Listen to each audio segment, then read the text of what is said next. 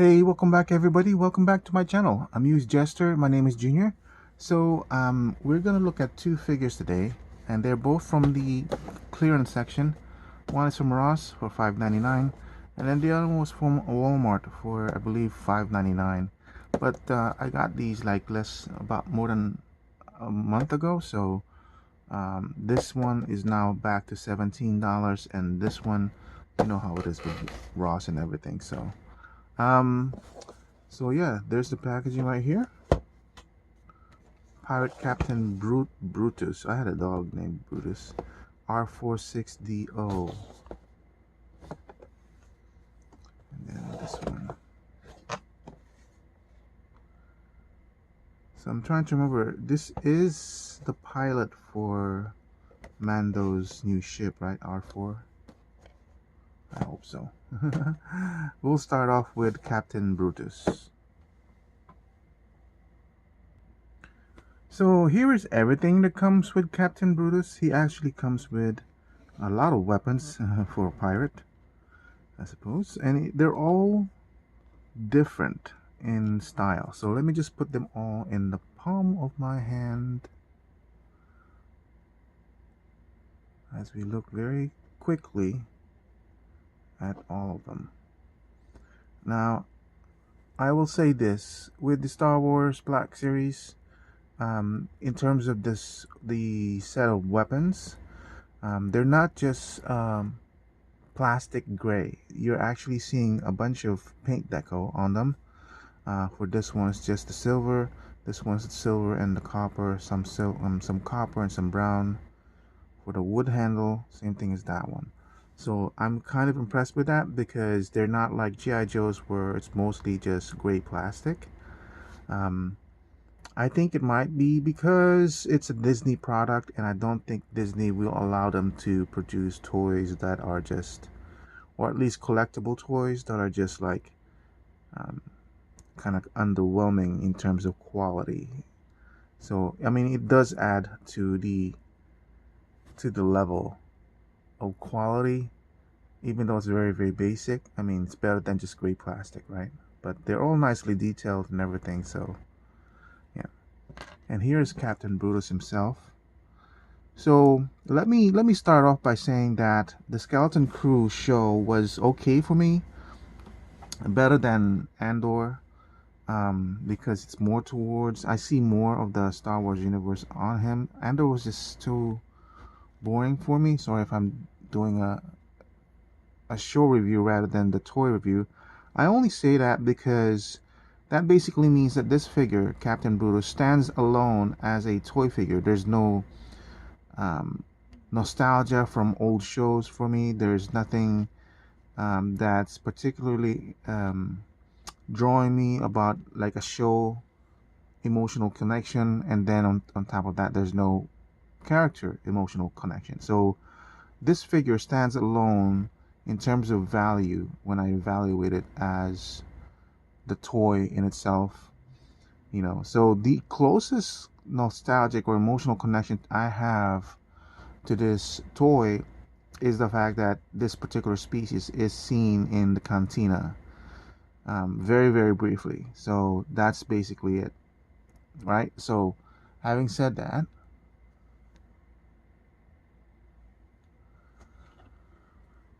let's take a look at the details on the face. As you can see, the face is quite well done. You can literally see individual teeth in there and even a wash inside the mouth, the red eyes.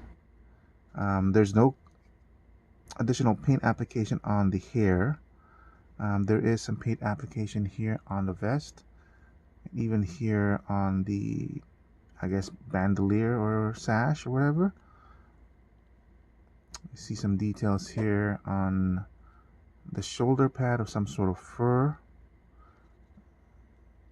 There's no wash for this particular texture here. There is a wash here at the bottom or the cuff of the jacket, I suppose. A little bit of gold there. I'm just pointing out where I'm seeing some paint application. There's nothing here at all. Maybe this one. Looks like there's some sort of wash here in the belt. More wash here at the bottom of the jacket, so that's kind of good. But then nothing on the boots except for this. So it's a really nice design. It's a lot of detail going on and everything. I don't think we've ever gotten Captain Brutus on the 3.75. Oh, and then you even see some sculpting fur on the hands, as you can see.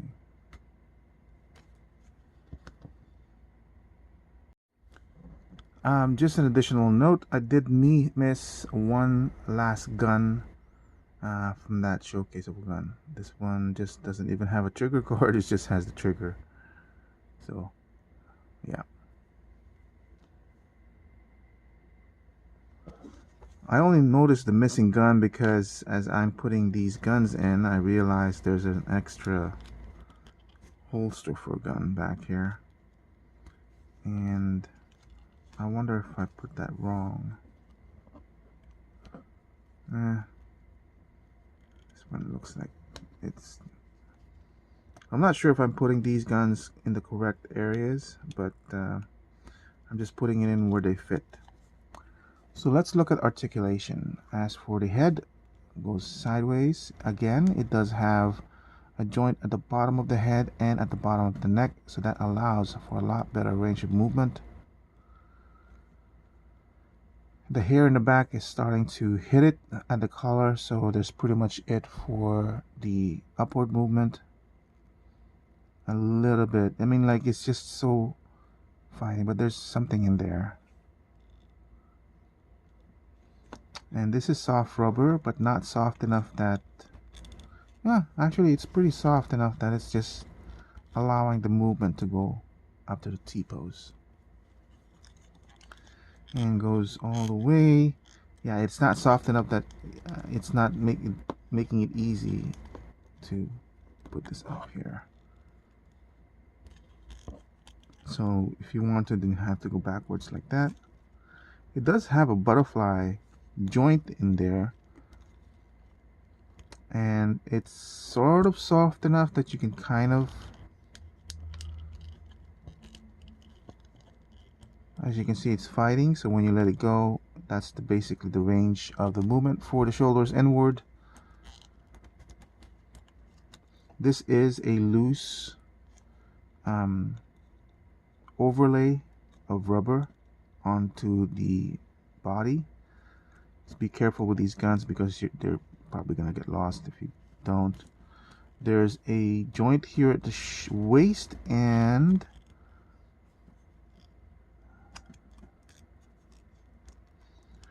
that's it. There's no joint on the upper chest. Yeah, this needs to be shoved in. But the joint at the waist allows for horizontal movement, a little bit of wiggly waggly. And the front, I would say no. There's no front movement. A little bit of back movement.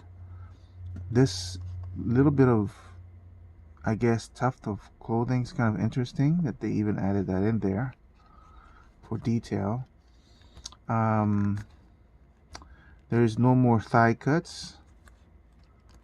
The leg can kick up pretty highly, as you can see, and not much a full 90 sideways, almost like 50 degrees.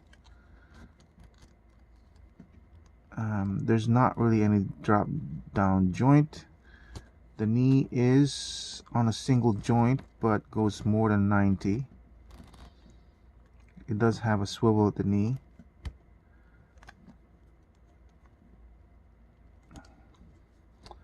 The ankle articulation, not much going up because of the sculpting here. Pretty good going down. And an ankle rocker. And the elbow, I forgot to point out, can go more than 90 because of how big the joint is here, how extended it is. There's no glove rotation, but more towards the elbow rotation. And For the hands, I think it's one of those new ones where it's a ball jointed hand, but it's kind of hard to determine because of how deep or how extended the cuff is, the sleeve cuff is. But I'm pretty sure it is a ball joint, so it's got some nice range of movement, but very restricted by the sculpt of the cuff. So that's actually quite. I mean, visually, this thing is a very, very engaging figure. There's just nothing to connect me to say like, oh, that's a figure I wanted, you know. But for $5.99, I mean, why not? So let me put him aside, and we'll look at R4. All right, so here's R4 out of packaging. Now R4 is different than Captain Brutus in a sense that yes, there is an emotional connection for this particular figure. This is Mandalorian, the Mandalorian pilot from the Mandalorian's new ship. Sorry about that. And as a character, he does have some personalities that makes him kind of interesting. He's kind of a coward in the show, and he's often kind of almost like the bait by Mando, made as the bait by Mando, and so yeah, I don't know if there's any kind of historical story for him. I'm really like, I don't know if he was part of the droids that was in the very first movie, A New Hope, when R2D2 was being sold by the Jawas, or I don't know if he's part of the units that was in the Naboo star. Oh, no, they can't be because those other ones were blown off. I don't like. All I know is that I don't know if there's any kind of historical background for him in the Star Wars universe. So some of you guys are probably going to be way smarter than that. I just felt like there was some sort of reference that he's been in a Star Wars movie or series before. And I got that sense from in one of the scenes when he was being bought or sold off to Mandalorian. Now, having said that, as we go through the accessories, again, it does contain some paint, which is kind of interesting, or at least half of them. It is almost like a pointing figure. It looks like wee. Anyway, so I've always wondered, as I go through the articulation, I've always wondered, are droids considered as sentient AIs or sentient characters in the Star Wars universe? I don't think. I mean, I think they have a level of sentience that's recognized by certain characters in the Star Wars movie, like Luke would often refer to R2D2 and C-3PO, and we see C-3PO specifically in the Last Skywalker, where his memory was being erased, and he said like, I wanted to look one last look at my friends, and the way it was said, you kind of know that he was saying goodbye in a way, you know. Why is this so hard to put down?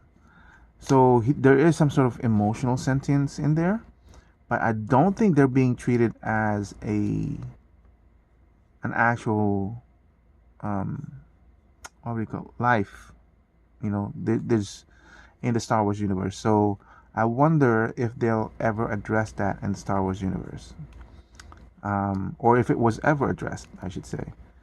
So they do have some sort of emotional capability, especially with R2, with all the bells and whistles, because you know we know he's been in the Star Wars universe for the longest time, ever since Obi-Wan Kenobi, and oh my gosh, getting old, I'm telling you, it's just your memory just goes down. And Liam Neeson's character, Master Qui-Gon, you know, that he's been in that universe for the longest time, and his memory never got erased. And that's the other thing too. Is like, it's like erasing one's memory, basically erasing their identity, their personality. And is there? Yeah, there is something here. This is where you plug it in, and that's it's almost like criminal. Almost, it is criminal to erase one's personality and just replace them just like that. So definitely, they're not being treated as citizens or beings with sentience, and otherwise you wouldn't do that, right? So I wonder if eventually Star Wars will address that fact, and that will be like a droid rebellion, because there's so many droids in the Star Wars universe, like literally, like maybe one for every being, maybe more than one for every being, right? So anyway, so that's R4. Kind of interesting, but androids or droids, uh they're kind of funny, right? It's the same mold as R2D2, I believe. I can't really compare since I don't have my R2D2 with me. But in the Star Wars universe, it's just really like you can get multiples of this, even though it's the same character, but you can get multiples of these droids, and just populate your universe. So when it comes to the droids, or it comes to, I wonder if this is removable or not. Like, we used to have the function where we just twist it and then some of these would pop off. So I'm afraid of losing this one. I could only see one connection. Anyway, like, I wouldn't pay $24 for this one. And I wouldn't pay full price for these droids, but for $5, I'm gonna say, yeah, sure, why not? And I probably should have gotten more multiples of this. In the past, I probably would have. It's just that I save my money financially. I'm strapped, but I'm spending so much money that yeah. Anyway, so in terms of value, my value is going to be different than yours, because obviously mine is $6 full Black Series figure with a lot of intricate details. A $5 droid, which doesn't have a lot of intricate details. And this is kind of funny to evaluate these two. There's no emotional connection for me to this one. There's a higher connection for me on this droid, the R4, than this figure. And because of the price that I got it for, it is a level.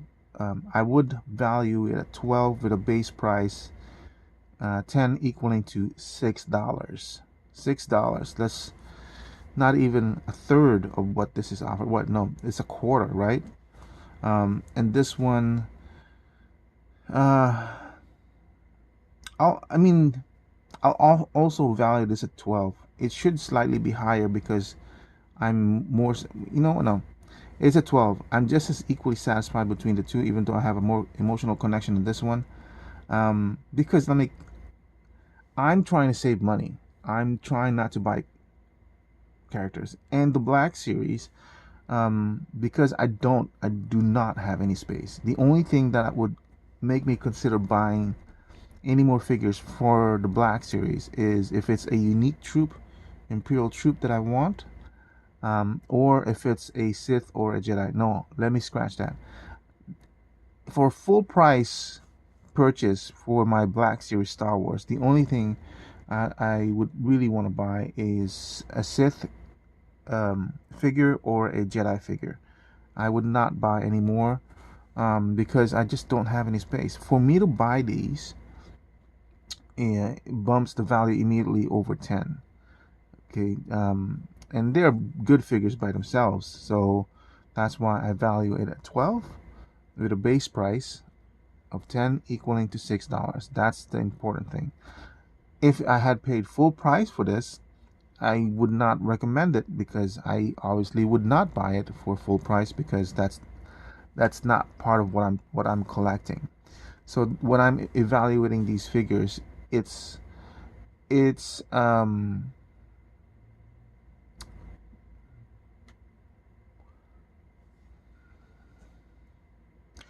parameters of how I evaluate these figures includes how they fit in my collection or how much I wanted them in my collection. So take that with a grain of salt. Thank you for watching. I hope to see you guys more, or at least stay tuned for more, because I'm doing a batch of reviews and they'll be put out every other day. Bye.